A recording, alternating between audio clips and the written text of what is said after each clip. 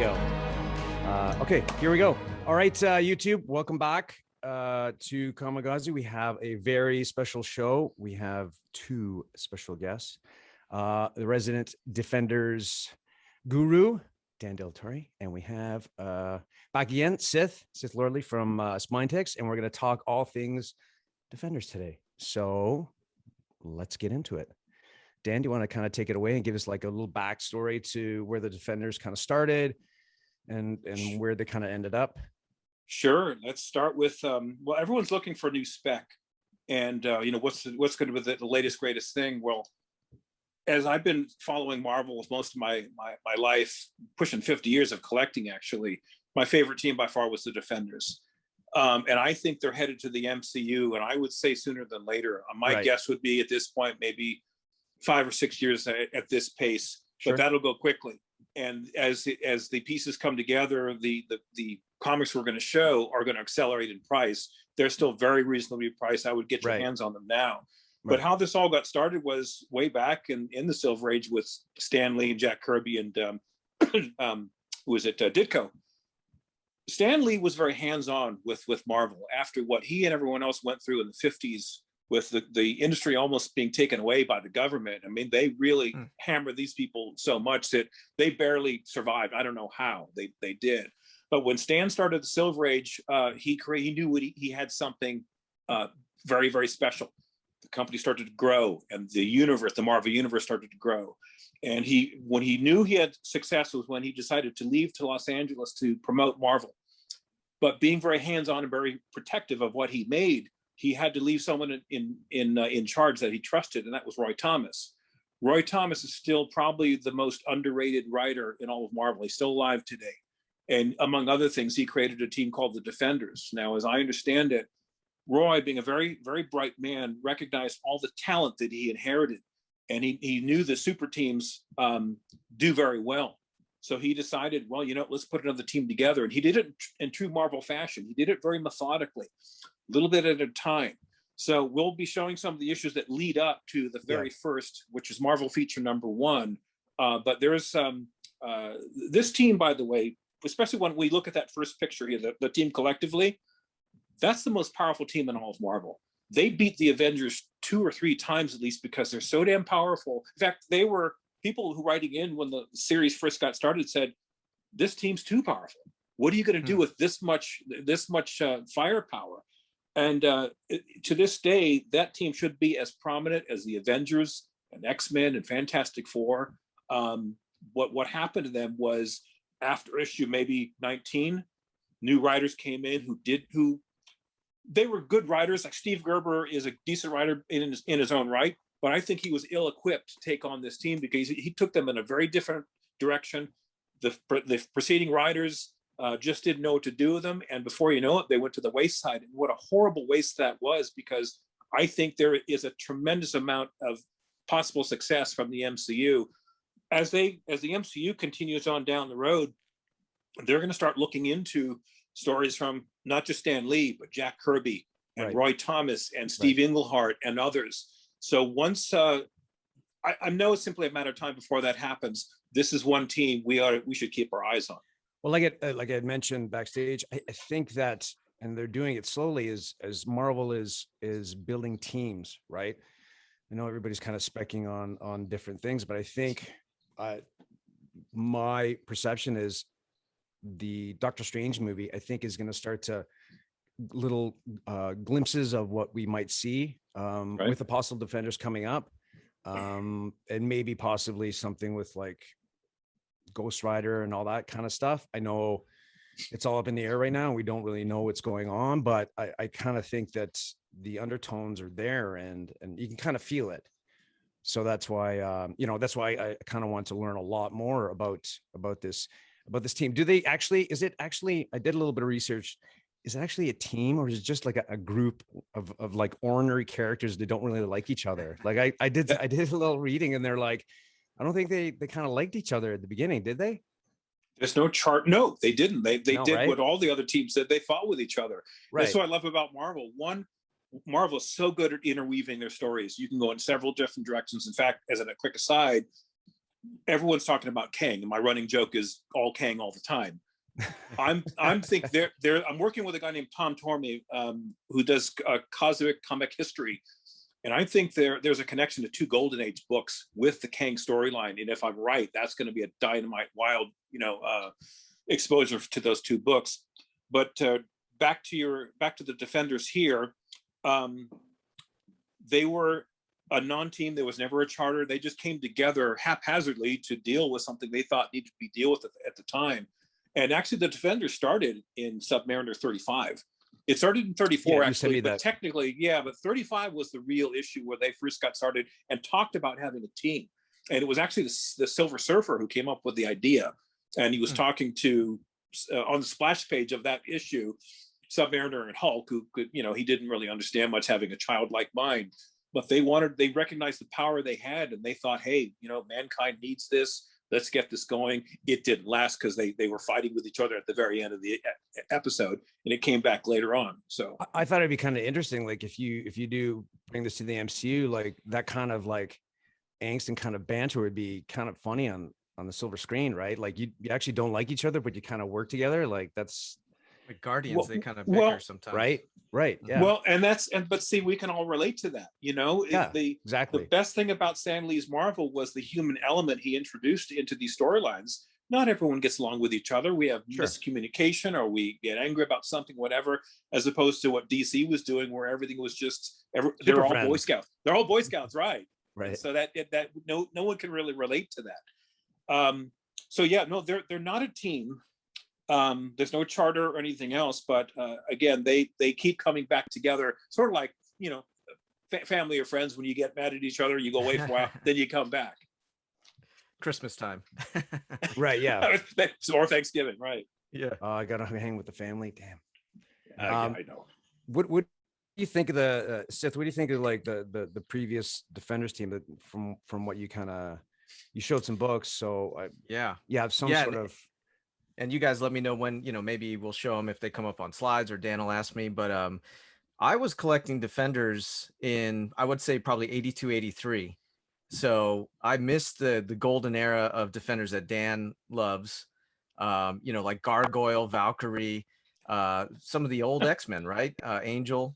That was kind of like my Defenders team. And 2 things, Dan, as you were kind of talking about it, kind of ran through my mind. Number one, I don't know if you remember, but in the mid 80s, there was the TSR role-playing game called Marvel Superheroes. It was a paper and pencil Marvel game like Dungeons and Dragons. Yeah. And I remember collecting Defenders among the other teams, and I made my own team of characters, because the everyone's like, oh, Avengers, X-Men, this or that. And I like the Defenders because they were kind of like that to the side group, right?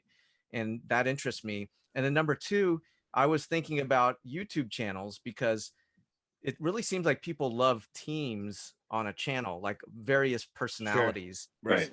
And so like kind of how you said, people like teams, and like when I watch a YouTube channel and there's more than one person, there's like 4 people, it's interesting. I'm entertained, right. And so like that's what I think of when I think of like Defenders or Avengers or other groups. And when that dynamic works, it really kind of like elevates. They're playing off each other. Right. Yeah. Sometimes they jokingly bicker and tease and stuff, but yeah. So the Defenders, that I collected, I happen to like, but I didn't get to experience, the OG Defenders team until later in life when I can buy those comic books.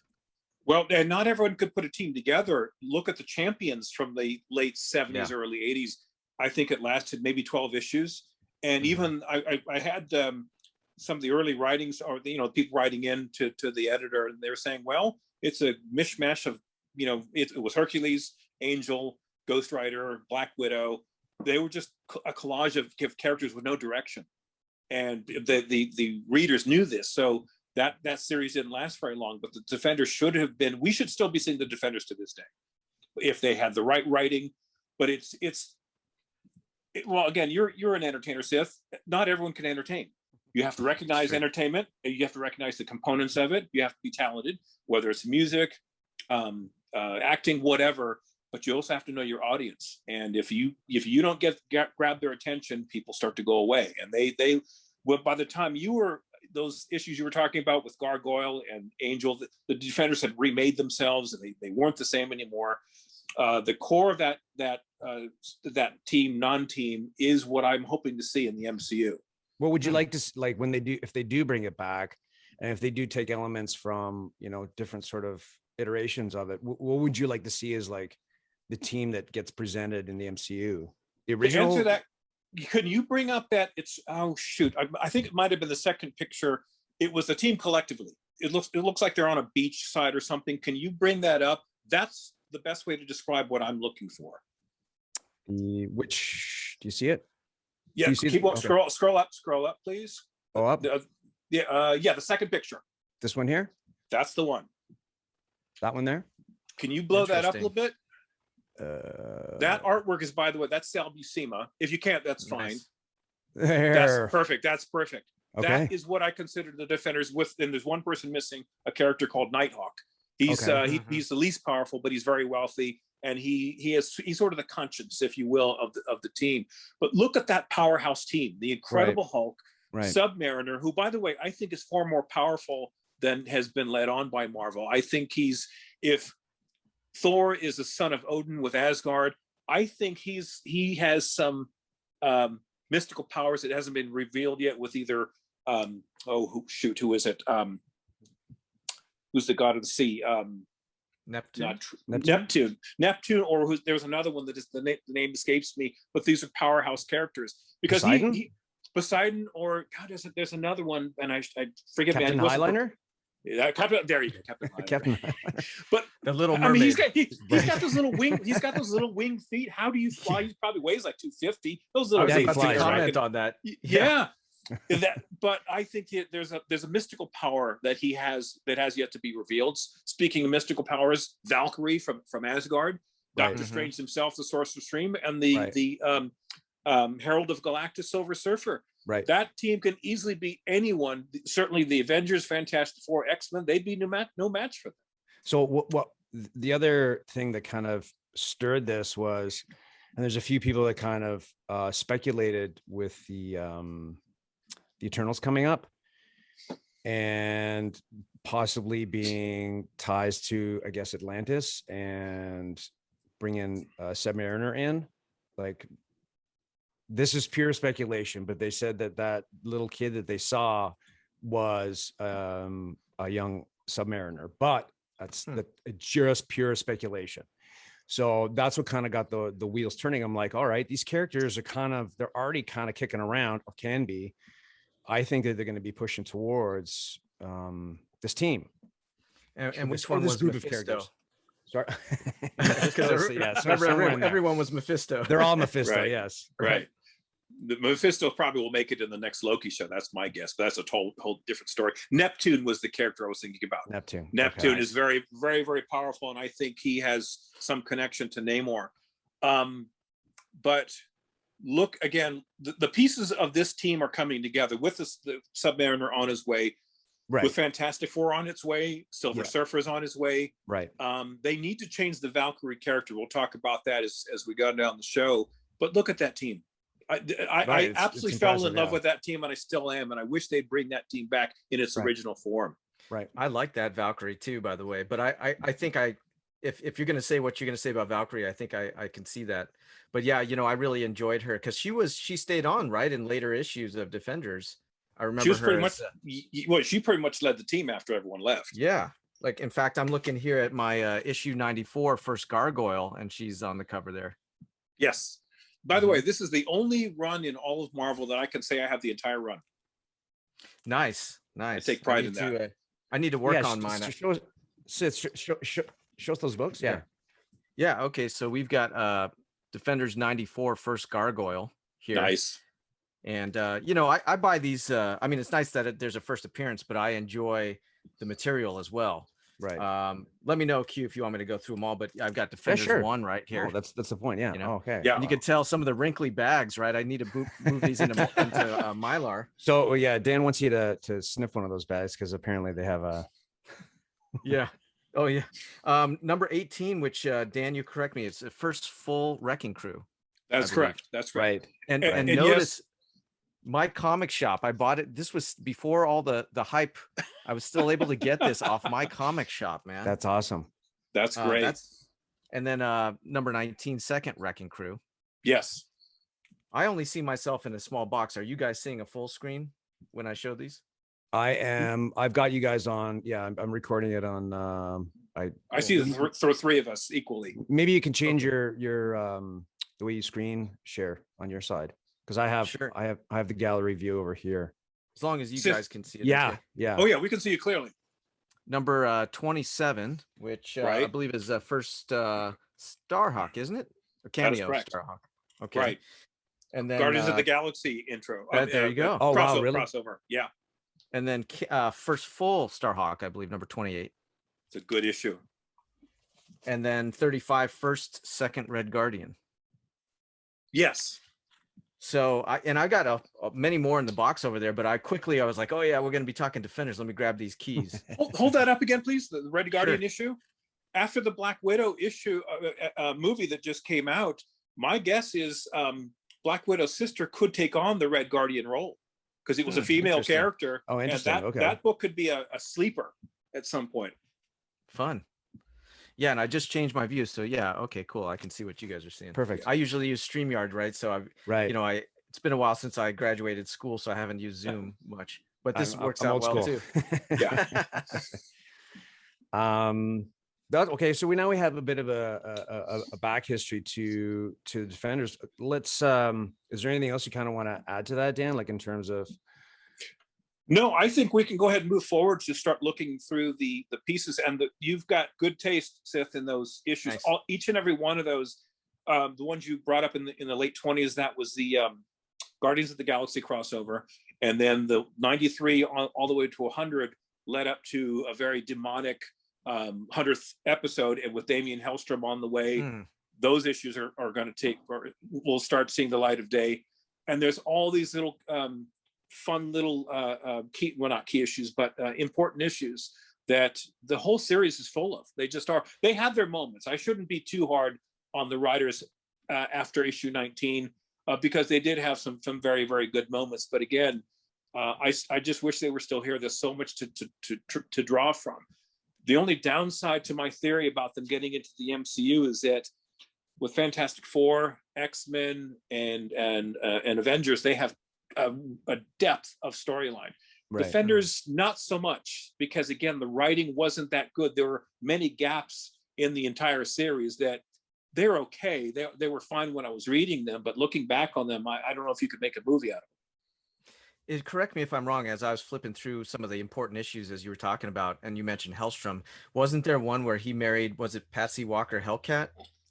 I think in one of them, I was like looking at the app while I was pulling out my issues, and I think it's on my phone, but we've heard so much about him lately, and Hellcat has been in the latest Iron Man quite a bit, so that would be interesting. I think that was in the later 100 issues. It's been so long since I've read them. Here we go. Issue 125, Marriage of Damon Hellstrom and Patsy Walker. Okay. It's kind of hard to see, but yeah. It's cool. All these little tidbits, man. Yes, exactly. You guys have different picked ways a great to connect, great right? subject here to talk about. Yeah. Is there a way that they could tie it into like the previous Avengers, like if they had that sort of beef with them, or? They could, and they one of the things, another writer is Steve Englehart, and I love his writing to this day. He's another Silver Age Marvel bullpen type writer because he understands the Stan Lee, Jack Kirby Marvel. He did the first 11 issues, and he ended issue 11 with the Defenders Avengers War, and it was a great series. It involved Dormammu and Loki, and that crossed over to Avengers 115 through 118. And it was just a great read. So that's clearly something that could be in the MCU. What was sorry, I don't know the history. Like, what was the angst between the two teams, or like what brought them together? Boy, I'd have to do a backstory on that. Oh no, I just thought if you had known, like I just didn't, because it's a pretty big battle. Loki loses his sight, and then Dormammu, who's been seeking revenge on Doctor Strange for the longest time, takes the opportunity to team up with him. And they trick the Avengers and Defenders in thinking that each is trying to take over the world. So they go to battle with each other. Oh, okay. And they score off with Thor versus Hulk, Defenders 10, who is at Submariner versus Captain America. These are great issues. By the way, that's Avengers 117 with Cap versus Submariner. One thing I never understood was how come they didn't recognize each other. This even goes all the way back to Avengers 4 from back in the Golden Age. You know, they had worked with each other. Yeah, right. Why they didn't recognize each other, I don't know, but that's something the writers didn't think about at the time. Was that the Invaders back then? That's part of my research with this. I'll just name the two. It was the All-Star, the All-Winner Squad. That was the very first team in Marvel. And I used to have one. It was stolen years ago. It's a terrible story. But anyway. What's it called? The team? All Winners. The All-Winner Squad. This is 1946. It was the very first time they ever had a Marvel team up. And I'm thinking that, and I shouldn't say before speaking to Tom Torme, my thought is that issue 21 may be a Kane issue. They could tie that in very nicely. And those are, even Overstreet recognizes those as scarce issues. They're $3,000 to $5,000 each. If I'm right, and there is a tie-in, that rare issue becomes 5 figures plus, if not more. All winners, huh? That was like the participation trophy era. Everybody's a winner. We're all winners. It's the 40s. I give a lot of room for what they were thinking. Everybody's a winner if they join. No, now we're talking about DC. We're all winners here. Come on, let's go fight crime. But Dormammu is a good call out because, you know, I've certainly heard him come up quite a bit with Doctor Strange stuff, and then he's getting some play in the, I believe it's the Guardians title right now. Him and Ego, the Living Planet. So, you know, it seems like he's a character ripe for the MCU.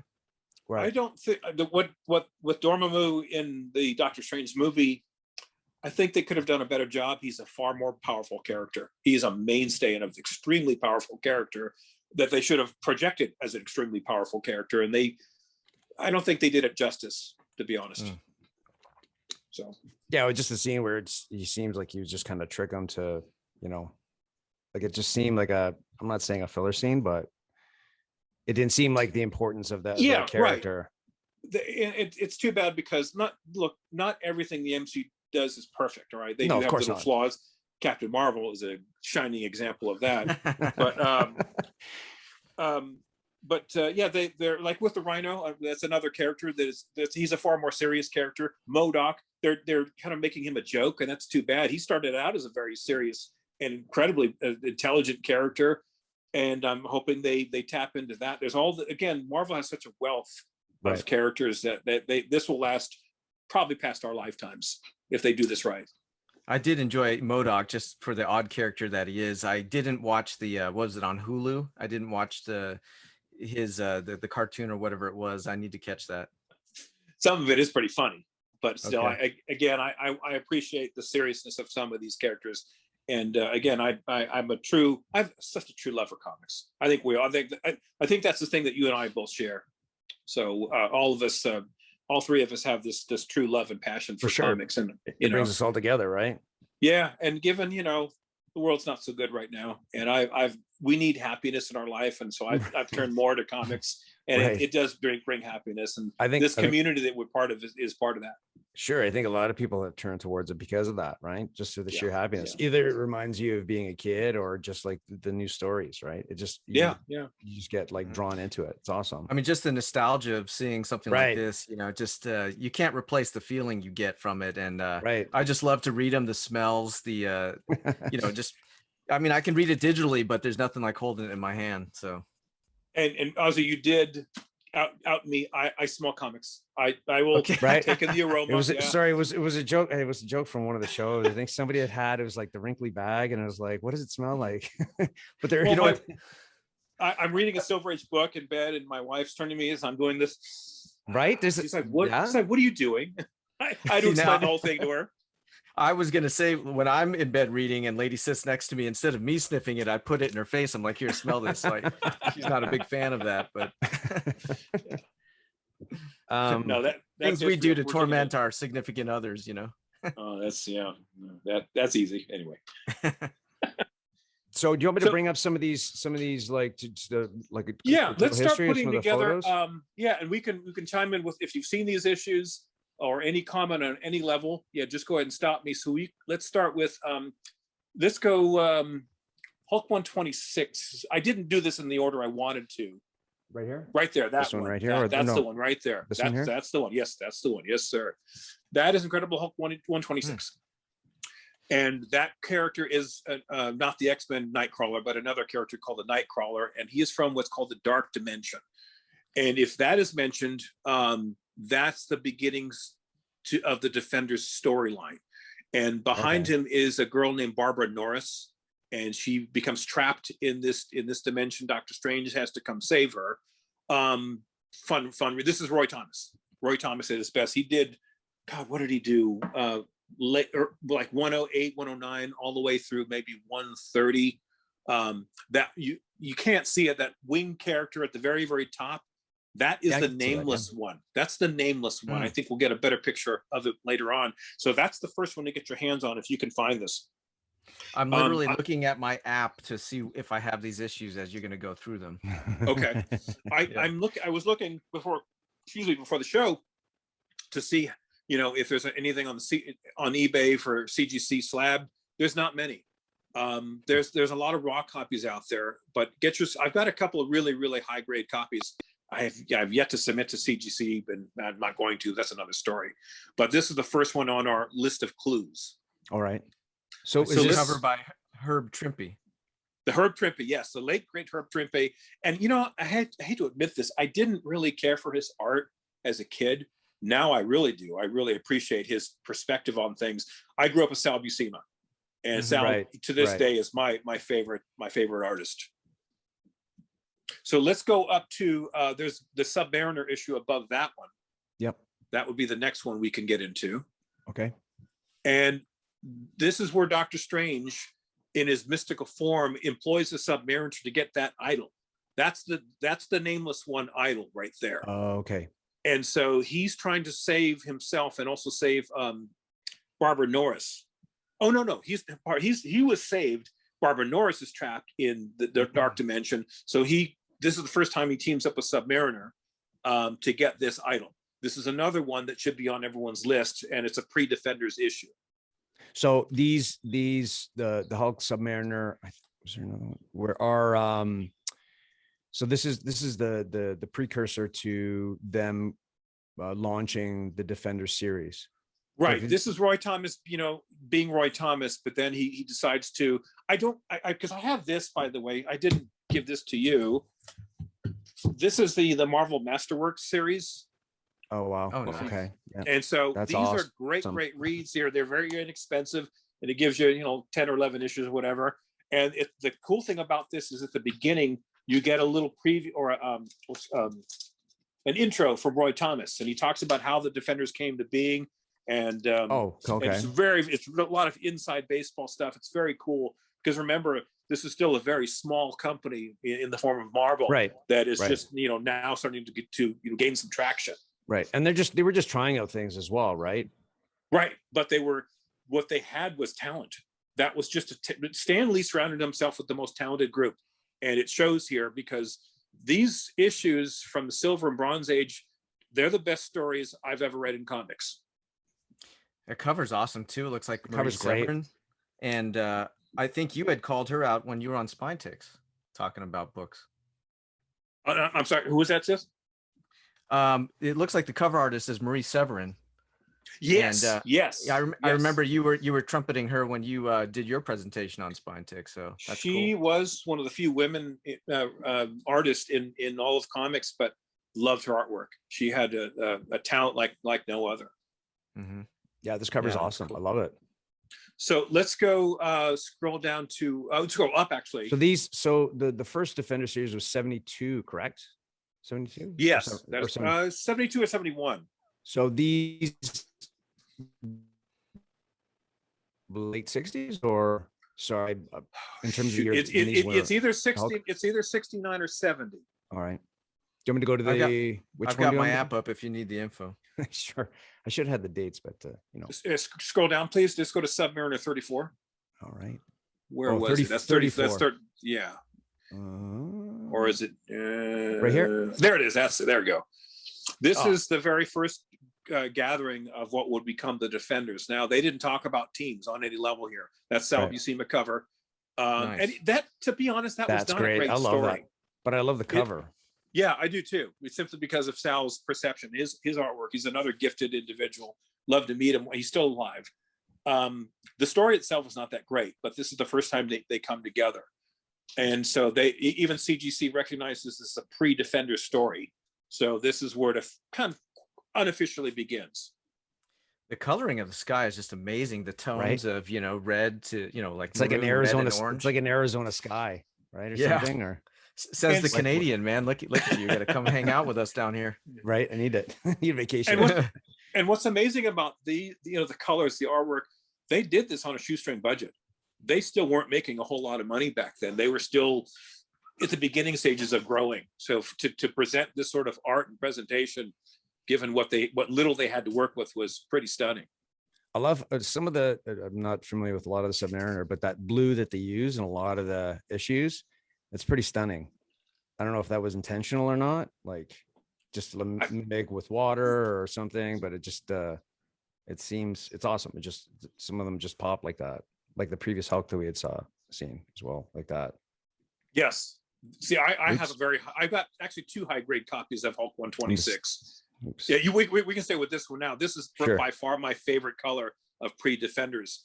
And this is actually the first time they battled the Avengers. This, on the first page, so this is where Silver Surfer talks to both Hulk and Submariner. Well, actually, let me backtrack. Submariner and Silver Surfer are trying to talk to the Hulk and convince them to join this team or form a team. They didn't have a name for it. They were called the Titans 3. Oh, okay. And I forget what they were doing in this particular, but look at that cover. I just love that. Yeah, it's colorful, awesome. It's fun.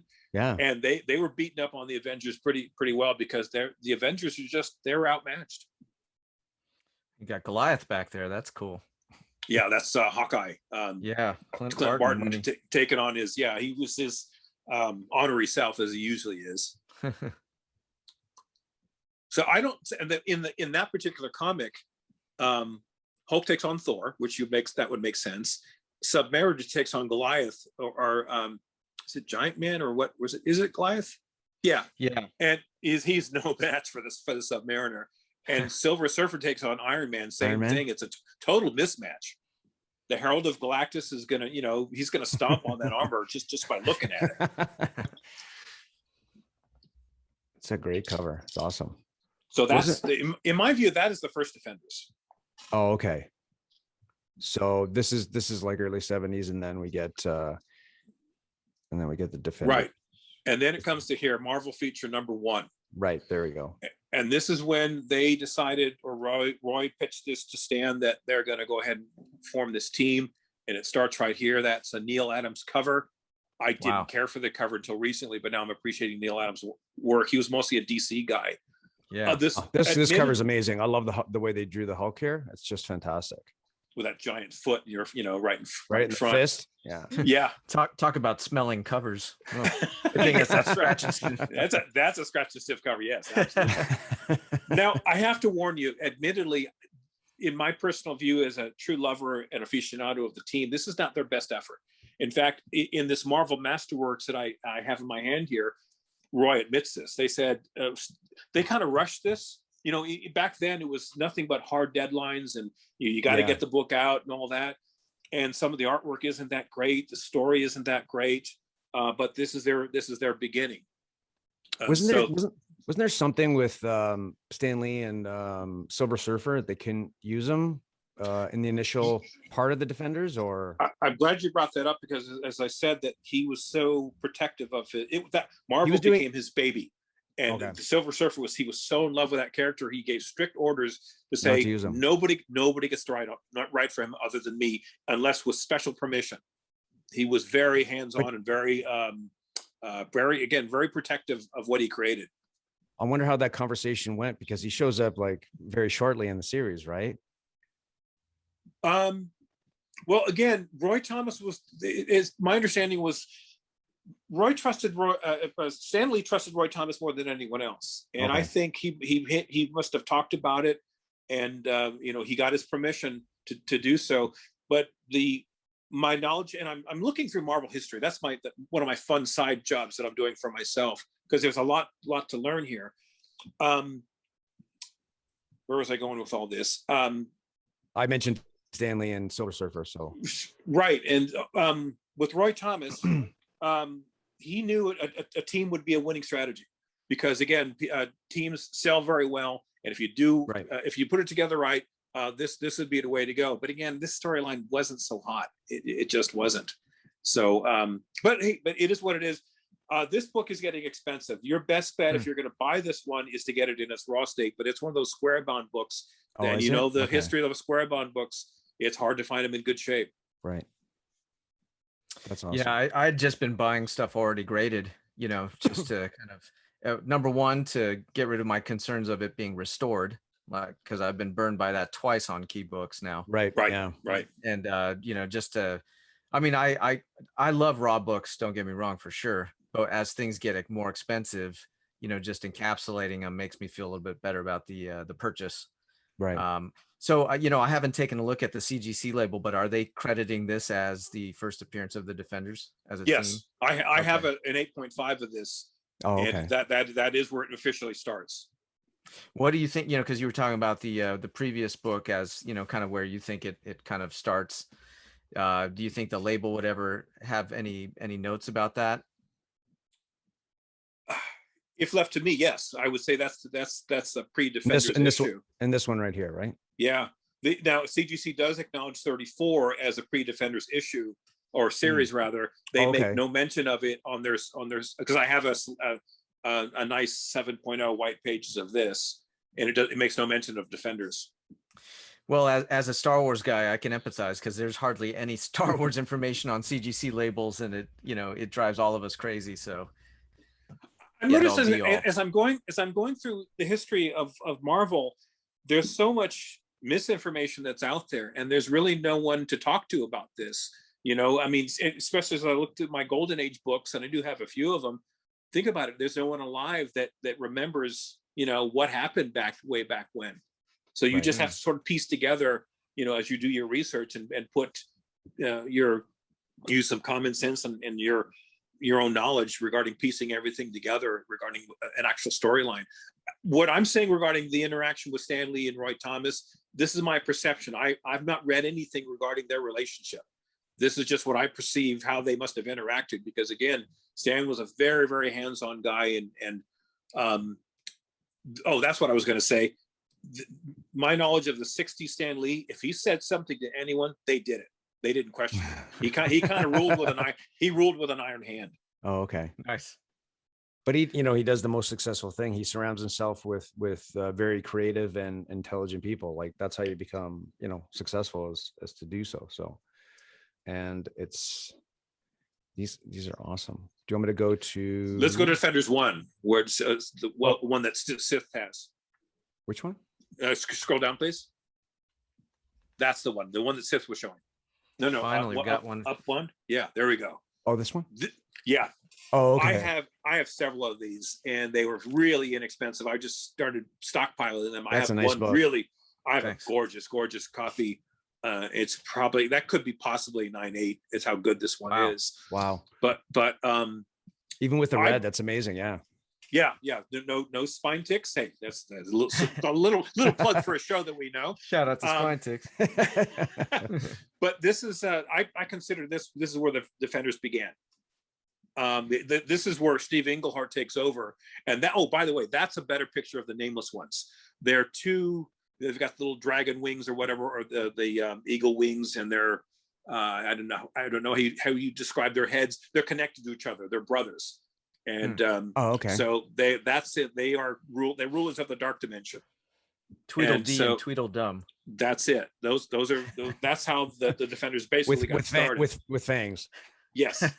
So I would really get your hands on this. This one probably would be far more affordable than Marvel Feature 1. But again, this is a far better story. Sal Buscema's artwork was incredible. Steve Englehart was at the top of his game. And this is a very special issue to me. Actually, all 11 issues are pretty special to me. So at what point, I know they are, that's why we're having this awesome chat. So at what point does it, oh, wait, sorry. Do we go from, where is it? Let's go to issue 4. So if we go from the feature to Defenders 1, like, was that a quick transition? Pardon me. Yeah, I should have made mention of that. Marvel feature issues 1, 2, and 3 were all Defenders. Oh, okay. There are a lot more books I could have brought up, but I didn't want to. No, this is awesome. Okay, we can bring them up at another time, where I can post them on my IG. Marvel feature 1, 2, and 3. 2 and 3 were better stories than number 1, and then it goes to this right after. Right afterwards. Yes. Okay. All right. Then they begin their own series. So 2 and 3 are pretty awesome, especially 3. 3 connects to Hulk 126 that you profiled earlier. But now let's go to Defenders 4.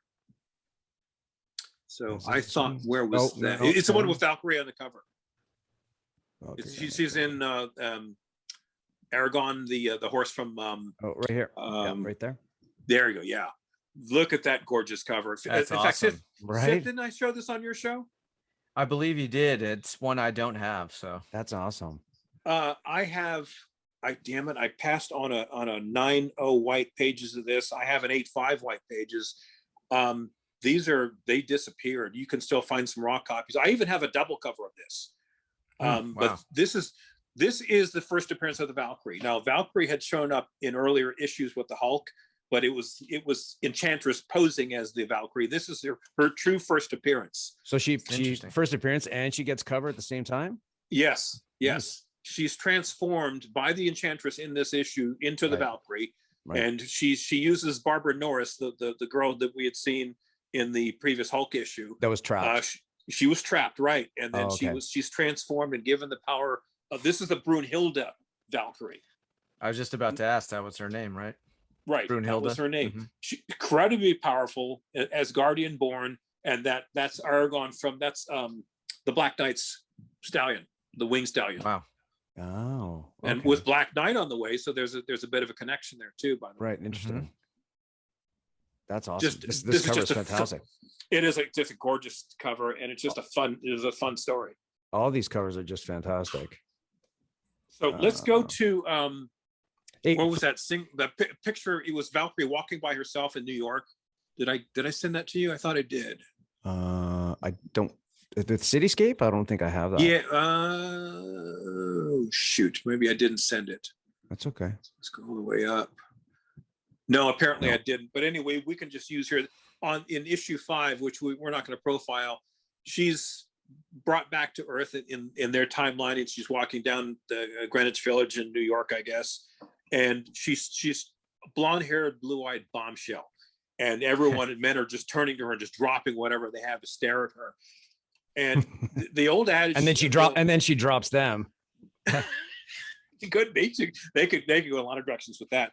But that's what I'd like to see in the MCU, because sex sells, and I forget the actress who played Valkyrie in the Thor movies. It's not the same. It just isn't the same. And now I'm hoping that Valkyrie, because there's lots of Valkyries, by the way. Right. There's one Brunhilde, and that's this one here. I would hope, because if they had a blonde-haired, blue-eyed bombshell play her in the Thor movies, which they should have, this comic would have quadrupled overnight.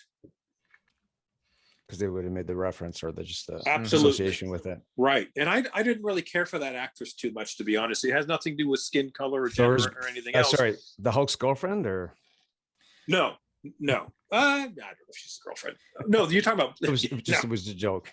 Okay, got it. She was in Westworld. I remember seeing her there first, that actress. Yeah. But yeah, I mean, for me, because I've already disconnected in my mind the MCU and comics, because it's different but inspired. But this Valkyrie is the one I grew up with, so obviously I have a bias towards this version of it.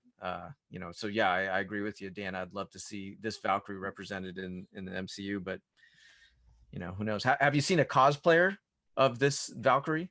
I've seen a few of them, and they are jaw dropping. They just his wife's had to talk with him. Stop looking at that on the internet.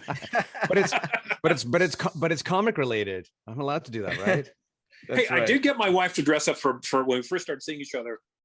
We went to a costume party at her brother's, and I was Captain America, and she was Black Widow. So wow, you have to post that photo. Then we got to see that. I need her permission to do that, because you can just DM it to us. I'd love to see that picture. Sure, we can. I'll be happy to do that. She doesn't read comics. She tolerates my hobby, and that's where I'll leave it at that. Sure. So let's go to where are we? Oh, Defenders 10, the one above, Thor versus Hulk. Thor Yeah, because versus Jane Hulk. Foster is now Valkyrie. Right there. In today's comics? Yeah, I did not know this. yeah. I In did fact, not know this. in that Defenders 1 in the comics, yeah, the newest issue we were talking about. Oh, okay. That missed me. That got past me. I didn't know that. Okay, this cover stands alone by itself. It just is. It's absolutely gorgeous. Thor, a classic Thor versus Hulk battles, and I've always loved those Thor versus Hulk battles. This is towards the tail end of the Avengers Defenders war, and Sal Buscema again at the top of his game. This is probably by far one of the more expensive books to get, but I would still get it while you can. Always those classic battles, right? Just to have one. Just to have one. Yeah. Looks like John Romita Sr. on this one, huh? For cover. Yes, that is correct. Yeah, that is yeah. correct. One of the nice things. Oh, I was going to say, when I buy these comics and I would make haul videos, to your point, because I would show the comic in the haul video, and then I would say everybody who's involved with it, to get the Steve Engleharts and the Romitas and the Buscemas, and it helped educate me a little bit. I wish I had more time like you, Dan, to dive into this, but my education on these is kind of like when I receive the comic and make a haul video. So yeah, it's just great seeing these legendary names associated with these books. Right. It's awesome. And I don't think I sent you Defenders 11. I profiled it on Sith's channel. No. And then we just got the new. Yeah, no. So in my opinion, Defenders 11 was the very last Silver Age book. Now, I define, this is a whole different subject, but the Silver Age, in my view, ended at the 20-cent era because the paper is different. The size of the comic is different. By the way, you can't put, this is officially, this is considered a Bronze Age book, but you can't put that book in a current or modern size mylar or what do you call it? Plastic bag. It won't fit. That's a good observation. I think the Silver Age ended in the 20-cent era and might spill over to the early 25-cent era. Same reason, the books are bigger. And then once they finally made the transition to 25 cents, the paper quality was different, the ink was different, the artwork was a little more modern. And so I think that's a breaking point. That I think in the early 70s is where the Bronze Age began.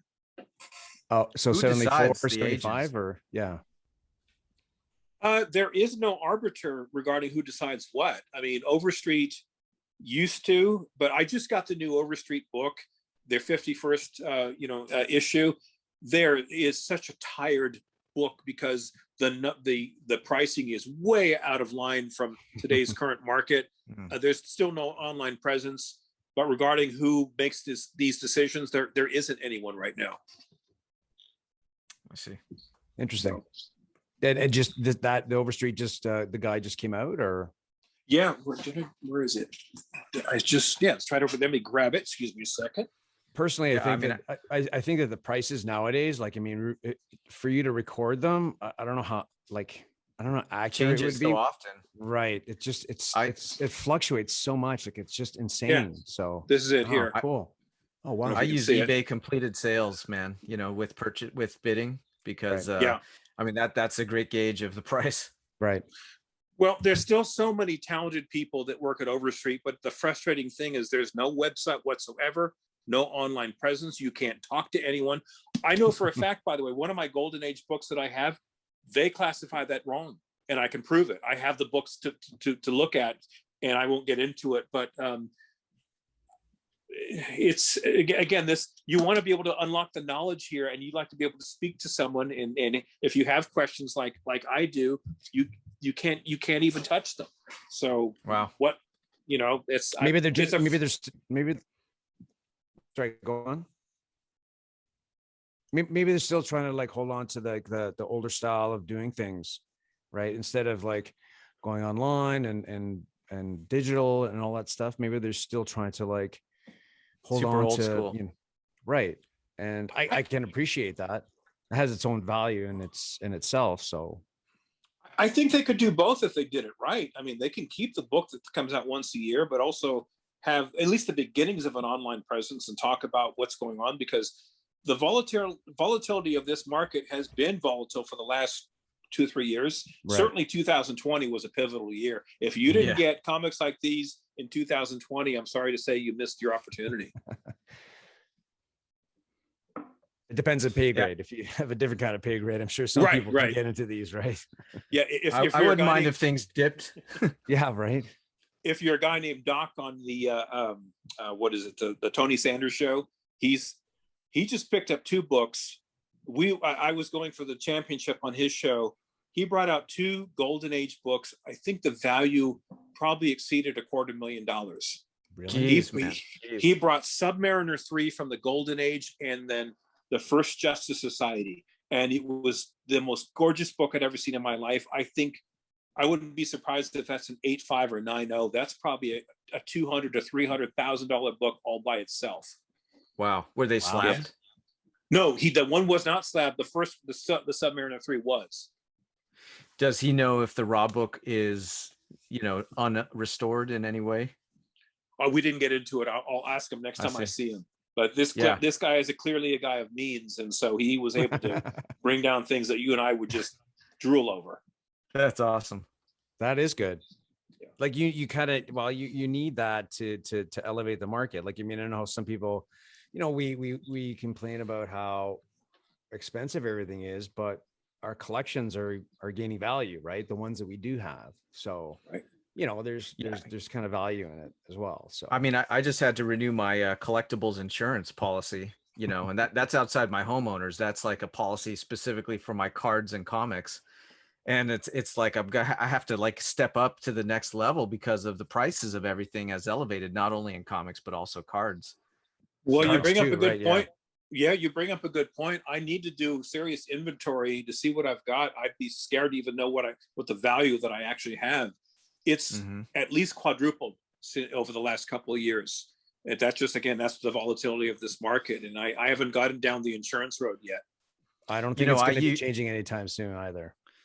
I use the CLZ app because some of the companies I've spoken to will accept the output of that as an inventory. Okay. Yeah. And then also by posting the books on Instagram also corroborates, proof of ownership, within a reasonable, unless you're borrowing a friend's book. So, I like to Dan, can I borrow some books? I'm going to come visit you and we're just going to post them. Yeah. What's up? And then there was a fire at your house and now you need to, But I could, that's another conversation, but I could definitely talk to you about comic book insurance and stuff. Right. So let's go on. I was just going to say, I posted something on my IG this past weekend. It's so expensive just to maintain and protect these things. I found some Silver Age Mylar and Silver Age backing boards and all that. Right, yeah. You're forking over hundreds of dollars at a time. It's crazy. Just to protect this stuff, if you can find them. Some of the BCW stuff, they're 3 months on back order.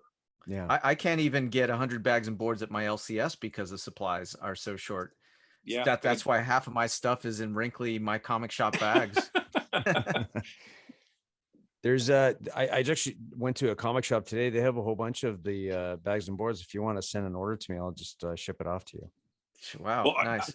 As I redid, I don't know if you can see my collection here. It was a huge pile of it was an unorganized mess. And I rebagged and boarded all of them, including ones I had done myself 35 or so years ago. So I'm the one who, you wonder who bagged it in the first place. Well, that was me. And I have to take these nasty old bags and get rid of them. And one thing I found was that tape is evil. Tape is evil. Tape will do so much. Yeah, that is your biggest threat to a comic book.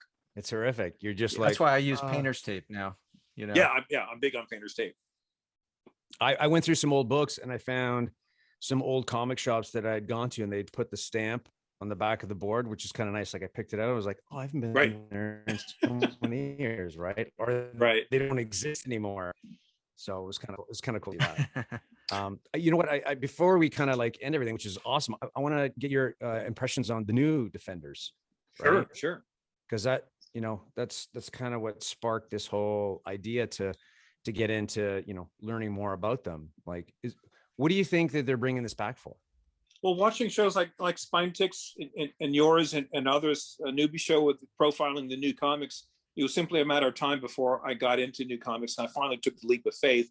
And then this comes out, and just because of being a fan, I had to get it just because. Right. So I got it. and I read it. It was and if it you was haven't meant to read it, be, Dan. It was meant to be, right? apparently it was. Apparently it was. And so I read it, and it was a little bit different than I want to remember. But the way they ended this with this tie into Galactus, Right. I think this could be one of the most dynamite series in a long, long time. And so I'm just salivating, waiting for issue 2, which is supposed to come out, I think, September 8th. And then I'll be stockpiling several of these issues here. But so far, I'm impressed with not just this issue, but a lot of the modern comics, especially the ones that reconnect to the Bronze and Silver Age. Do you think that? And do you think? Go on, Seth. Oh, I was just gonna say, backstage we were talking about Defenders 2 with Omnimax and Galactus's mother. So yeah, I agree. I mean, that's definitely. In fact, I just went looking for that book today to on Previews World to see what that date is. But yeah, this issue, Defenders 1, is still up on Midtown and all of its variants. Yeah. Do you think there's a reason that they're going down this route to I'm not saying I'm poking the bear, but do you think there's a reason in terms of like the connection to Galactus now? Like, I want to hear your thoughts on that. I want to say yes. Do you think there's a reason? Okay. And I mean, what's behind that? Yes. Well, with Marvel Silver, Bronze, and Copper Age, one of the things they did extremely well was interweaving everything. Think about it. If you created all these storylines, you have to keep all your stories straight. And so they did a fine job doing that. In fact, I read somewhere that was a daunting task for them at first, but they figured it out. The MCU is following suit, because look at the What If series that just came out. It came out after episode 6 of the Loki show. When Kang came out and did what he did, that whole episode changed everything. And so that introduced multiple dimensions. So what comes after this, the What If series, that's all that's about. What if possibilities, different dimensions, different timelines, I should say.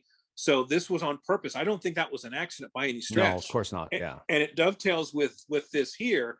Galactus is on his way. He's certainly on his way. So there we go. That's what I wanted to hear. Having a background story along these lines, let's have him come. Dovetails. Right. This is typical Marvel. Right, Dan. Let's bring Galactus. You see what I got in my hands? Yeah, good. The toga party. Yes, I have one of those, and I also have a nice copy of 50, and I'm in the hunt for 49. I'm in the hunt for 49 as well. I grabbed 49 shortly after. Man, I'm glad I did. So yeah, I'll be paying a little bit. It's going to be a raw copy. I can't afford a slab. I'm afraid just like Sith with some of those raw copies, like.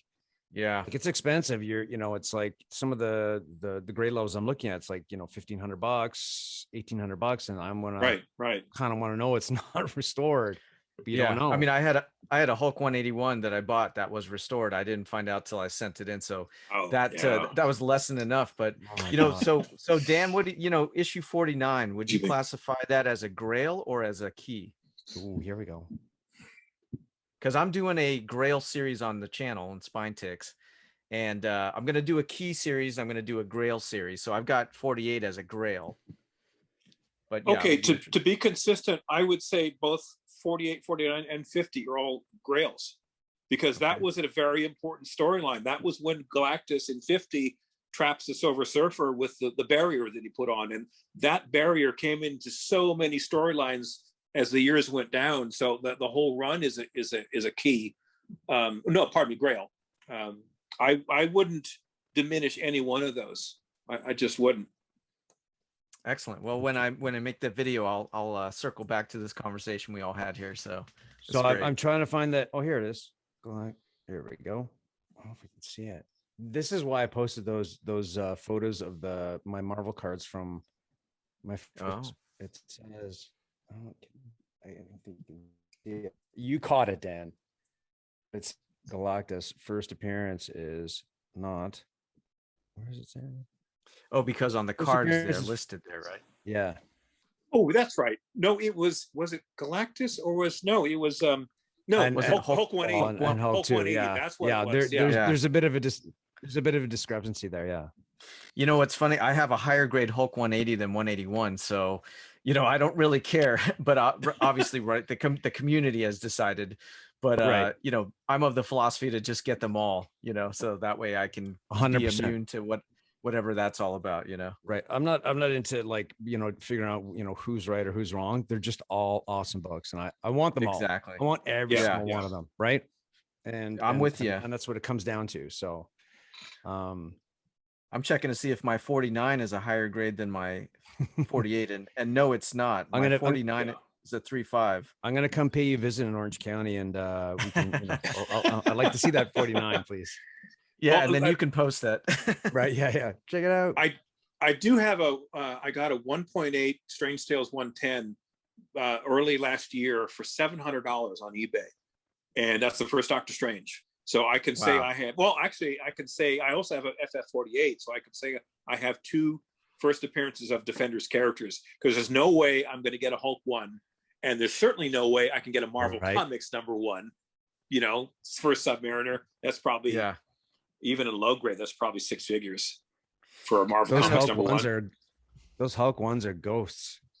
I had one. I had one decades ago. There's a great guy in the community, Sleeping Comics. He's come on Spine Ticks, but he just picked up Hulk 1 and an AF-15. Right? I mean, like, he is dropping fire. And he, what's funny is he came on to Spine Ticks to show the AF-15, and then all of a sudden we said he broke the stream because our stream went crazy, and I had to end the show. And then because of lag and all this, so that was awesome. We were joking. But yeah, I mean, seeing that Hulk 1, you know, like he's just showing grail after grail. You know what? We're gonna continue to chat probably and after we're done here. So do you guys have, because I don't want to take up more of your time, but like, I mean, this has been a fantastic chat about the Defenders and what it leads into in the future. Do you guys have, you know, any sort of final words regarding the why don't you go ahead? Defenders? Yeah, I mean, I agree. This has been a fantastic chat. Thank you for bringing me in. I mean, I love both of you guys, and it's been an expensive chat because I'm gonna go right to eBay and make some purchases. Dan got me all crazy about books. Get it while you can. Chat. Yeah. That's well, this has been a lot of fun, and I let's do this again. All right, there's a lot of things we can talk about. We can we can do a follow-up, because there's more Defenders books we can bring up that are very important. And there's lots of other, again, I've been collecting for almost half a century, so I have a lot of knowledge in my head. And I was having fun with the Tony Sanders show, because you had to come up with a gimmick. And one of the taglines I had was, "I am the keeper of ancient comic knowledge and wisdom." So I'm having a lot of fun with that. So anyway, but this is what I love about, you know, we all love the comic book community. All of us, the 3 of us here, we're very generous with our time, and we love the conversation that we're having. And there's so many people that need to know what we know, because now that the market is where it is, I wish we would have had channels like this when I was collecting, so I could make smarter decisions, know what I was getting into, more background storyline, that sort of thing. But and Ozzy, you're so generous with the community. I want to thank you so much for what you do. Same with you, Sith. You guys are just the pillar, salt of the earth. So are you, Dan, and I appreciate you know, everything that you do as well. So and Sith, like, ditto. Yeah, I mean, you guys, my California brother. I mean, you know, just my last word here is that to piggyback on Dan, this lineup of the 3 of us is awesome, because we all love these books. We love comic books. We understand the financial side of the comic books. You know, we do a presentation like this, and, you know, we're pulling out books that we own, and, you know, we're getting Dan to buy some new books too, so we can kind of talk about what's happening now. And here's an idea. Even know, I was going to say, here's an idea. Sure. The 3 of us form a team called the Defenders. We're the Defenders of the YouTube channel. Comic Defenders. That's us. That's us. Hey, by the way, there's one thing. Can we wear costumes? You absolutely. Hey, if I dress up like the ancient one, I don't know if you've seen me. I've got the wig and the old man beard and all that. Yeah, absolutely. I got a catfish mask. I don't want to think. I don't want to see Sith outfit. One thing about, speaking of those, I forgot to look it up before we came on your channel. I was trying to look up to see if anyone did a profile on the Defenders, and one guy did years ago, and he did such a hatchet job on this team. He started literally in the middle of the series and said, I equate the Defenders like light beer from Miller. It's okay. And I don't know if it's still up, but it was just, I wanted to make my own. I'll see if I my can own access show the saying video and, yeah, and throw in some clips. Yeah, I would have called it Defending the Defenders, because this is a team that really just hasn't had the attention it's deserved. And I'm really happy that this new number one is giving some people a second look at the team. It's getting some heat, yeah, for sure. Yeah. Well, that's one of the reasons that I kind of wanted to do this. I think there's a reason this book and this series is coming back. And I don't think it's a coincidence. I think it's intentional. I dropped a video today about it's a bit about speculating, some of the movies and some of the TV stuff that's coming up and how it ties into comics.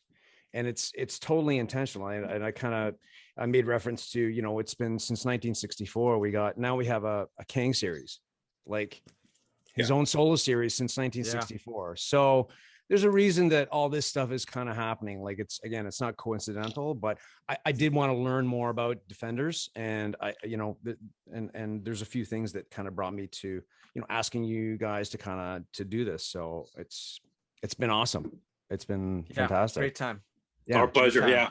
I appreciate it. So with that being said, we're going to kind of end it there.